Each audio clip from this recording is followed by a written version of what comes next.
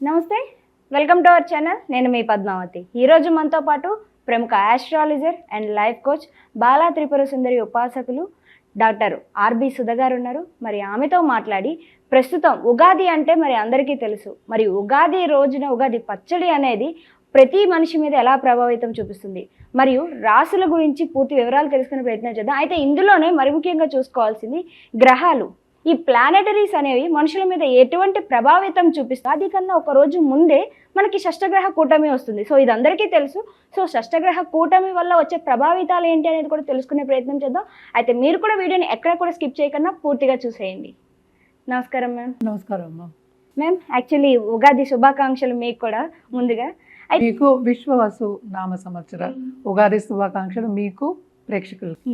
Ma'am, ఇప్పటి వరకు కూడా మనకి న్యూ ఇయర్ వచ్చినప్పటికీ కూడా క్రోధినామ సంవత్సరమే నడిచింది. అయితే ఇప్పుడు శ్రీ విశ్వావసు నామ సంవత్సరం సందర్భంగా మనం ముందుకు సాగుతాం ఉగాది నుంచి.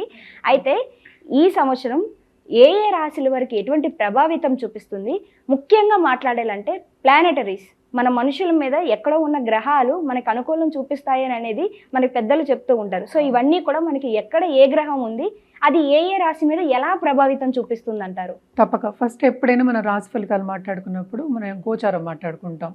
గోచార రీత్యా మాట్లాడుకోగలం. ఎందుకంటే వ్యక్తిగత జాతకం అనేది ఒక్కొక్కరికి డిఫరెంట్. ఎప్పుడు నేను చెప్తూ ఉంటాను అనమాట, photograph of heaven when you're born. అంటే ఏంటి, నువ్వు పుట్టినప్పుడు ఆ ఫోటో హెవెన్లో ప్లానెటరీ పొజిషన్స్ ఎలా ఉన్నాయో చూసుకుంటే దాన్ని బట్టి నీ లైఫ్ అనేది నడుస్తుంది. దాన్ని బట్టి మన ప్రెడిక్షన్స్ అనేవి ఇస్తాం. అలాగే గ్రహాలు అనేవి మూవ్ అవుతూ ఉంటాయి. మనం ఎక్కడ ఏంటి నిల్చునే లేదు, లైఫ్ కూడా అంతే, మూవ్ అవుతూనే ఉండాలి, ఒక చోట కూర్చోలేము. సో మూవ్ అవుతూ ఉన్నప్పుడు మనకి తెలుసు 9 ప్లానెట్స్ ఉన్నాయి, 12 మనం భావాలు అంటాం, రాసులు అంటాం. ఎప్పుడు రాశి ఫలితాలు చెప్పినప్పుడు మనం రాసులు తీసుకుంటాం అనమాట. దాన్ని మనం భావాల కింద కూడా తీసుకుంటూ ఉంటాము. మోస్ట్ ఇంపార్టెంట్ ఈ సంవత్సరం యాక్చువల్గానే ఏంటంటే మనకి ఈ ఉగాది నుంచి, అసలు ఉగాది అంటే ఏంటి, న్యూ ఇయర్ మనకి తెలుసు, కొత్త సంవత్సరం అంటే ఒక యుగం ముగించి ఇంకో యుగం స్టార్ట్ అవుతుంది అనేది ఉగాది అనేది ఒక మీనింగ్ అనమాట దానికి. బట్ మోస్ట్ ఇంపార్టెంట్ ఏంటంటే ఇవి సోలార్ ఎక్లిప్సెస్ 2 వెళ్ళిపోతున్నాయి.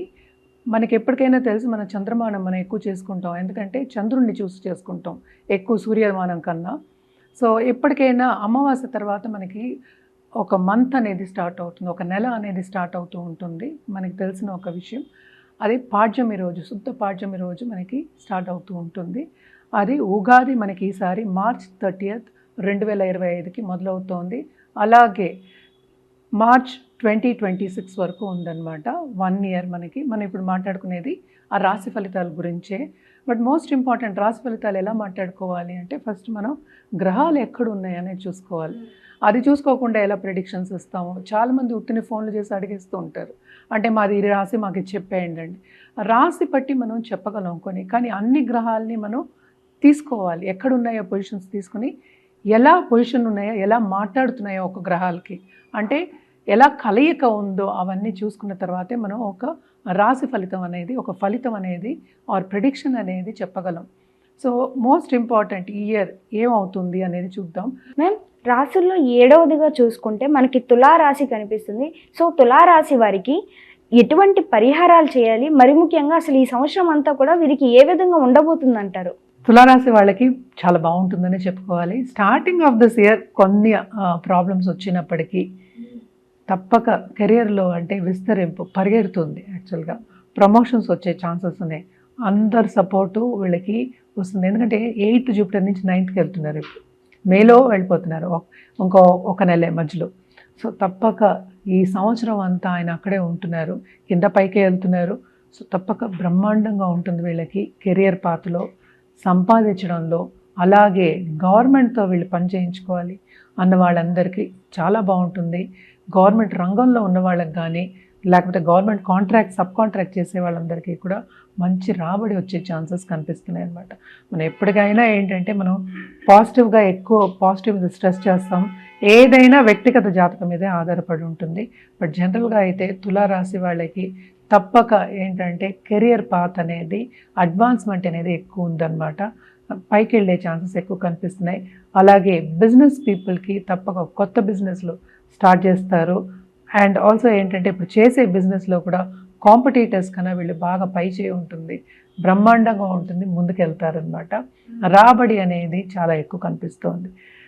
వీళ్ళు ఎక్కడ జాగ్రత్త తీసుకోవాలి అంటే interpersonal relationship, especially Jupiter move అయ్యేప్పుడు ఏంటంటే, గురు మూవ్ అయ్యేప్పుడు కూడా కొంతవరకు ప్రాబ్లమ్స్ వచ్చే ఛాన్సెస్ ఉన్నాయి. కానీ మోస్ట్ ఇంపార్టెంట్ ఏంటంటే ఈ రాశికి అధిపతి మనకి శుక్రాచార్య అయ్యారు. శుక్రుడేమో ఎగ్జాల్టెడ్ పొజిషన్లో ఉన్నారు, ఆయన 6వ ఇంట్లో ఉన్నారు. సో తప్పక కొన్ని problems starting of this year కెరియర్లోనూ ఉండొచ్చు, అలాగే డబ్బు సేవింగ్లో ఉండొచ్చు అనమాట.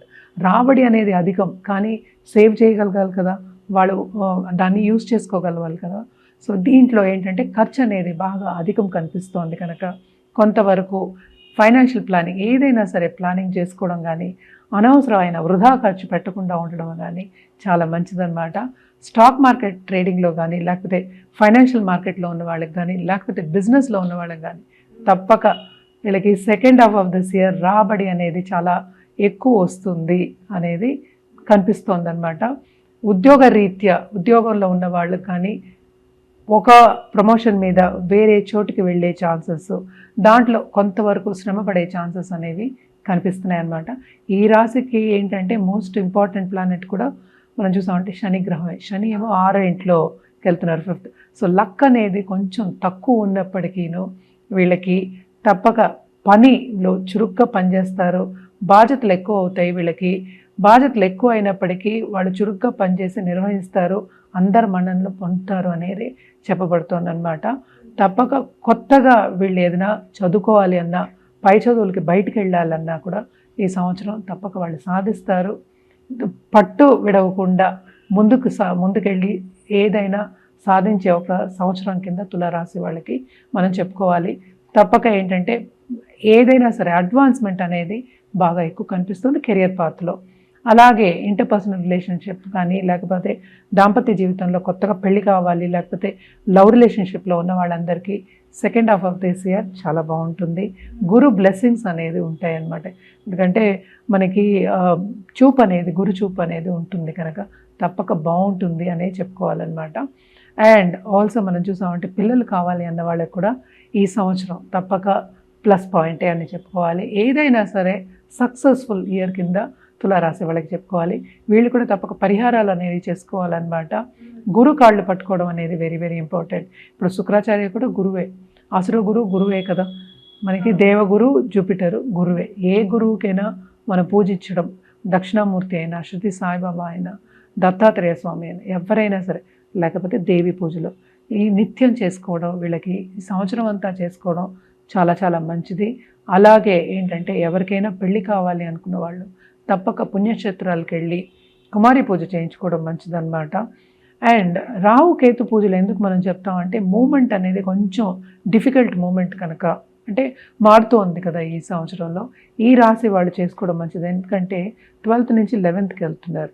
సో ఈ రాశి వాళ్ళు రాహు కేతు పూజలు చేసుకోవడం అనేది చాలా మంచిది. కాళహస్తి వెళ్ళి చేసుకోవచ్చు, ఇక్కడ ఏ టెంపుల్లో అయినా మనం వెళ్ళి చేసుకోవచ్చు. దాని నక్షత్ర పూజ కూడా మనం చేసుకోవచ్చు అనమాట. ఇవన్నీ చేసుకుంటే ఇంకా వీళ్ళకి చాలా బాగుంటుంది. Thank you so much ma'am.